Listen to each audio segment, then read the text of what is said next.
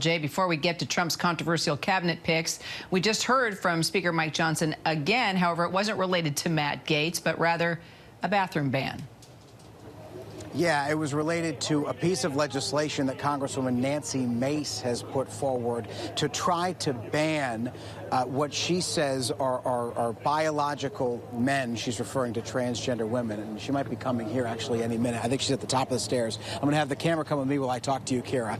And so Congresswoman Mace has put forward this bill that would essentially ban, here she comes down the stairs actually, we're going to try to talk to her as she comes this way, but would ban in a sense, a newly elected member of the United States House of Representatives, Sarah McBride, Congressperson Sarah McBride, elect from Delaware, from using, here she goes, here's Congresswoman Mace.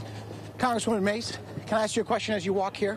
So the question is, with your piece of legislation about banning women from using... 100% yes. My question to you is... And it doesn't go far enough. I'll be filing more bills. You have said that it was created in response to Congresswoman-elect McBride. 100%. But should legislation be created targeted at one specific person? It doesn't mention anyone in the legislation, but you've said it was aimed at her. No, I have said it's a result of this. I'm not going to allow biological men into women's private spaces. I will stand in the brink and stand in the way of anyone on the radical left who thinks that it's okay for a penis to be in a women's locker room or a bathroom or a changing room. Hell no. I am not going to stand for it. And the Speaker said it would be in the House rules package. If it's not, I'll be ready with a motion, a privileged motion, to force a vote on this. This is not okay.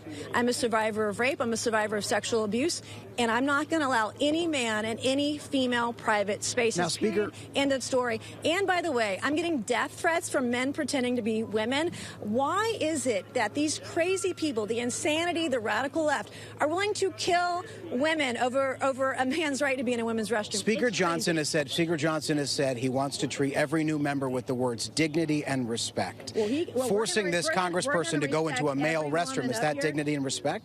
Forcing women to share private spaces with men is not dignity and not respect. And I'm absolutely going to stand in the way of anyone who thinks it's okay for a man to be in our locker room, in our changing rooms, in our dressing rooms, in women's bathrooms. And in fact, if you agree with that, you're crazy, because that's not okay. It's not okay. Congresswoman, Thank you, Congressman. We're going to peel away from this conversation, Kira. So a little bit of the context of what we were just talking about, and I'm going to have my cameraman step out of the active driveway here, was that Nancy Mace put forward this piece of legislation. It was aimed, she said, although the name is not in the legislation, at a new member of Congress, Sarah McBride of Delaware, who is a transgender woman. She has said that the legislation would prevent women from using male restrooms and vice versa in the United States Capitol. Speaker Johnson has said, he made a statement earlier today where he said he believes, a quote, man is a man and woman is a woman, but he also called for, as you heard me ask the congressman about, dignity and respect for new members of Congress, and that would include this new member of Congress, Sarah McBride from Delaware,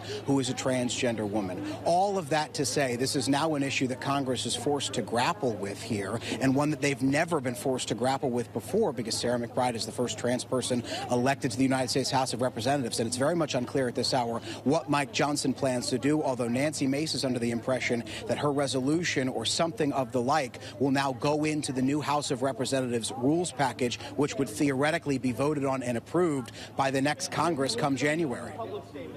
And just trying to look back at Trump's ads as he was running for president, I mean, he's probably going to be right along with Nancy Mace if she pushes for this. She won't get any pushback from the president-elect, right? It's very much unclear. We know that President-elect Trump made targeting Kamala Harris's position on transgender issues a key point of his campaign. And we also know that he's given Speaker Mike Johnson, the president-elect has, rope to essentially run the House of Representatives how he sees fit.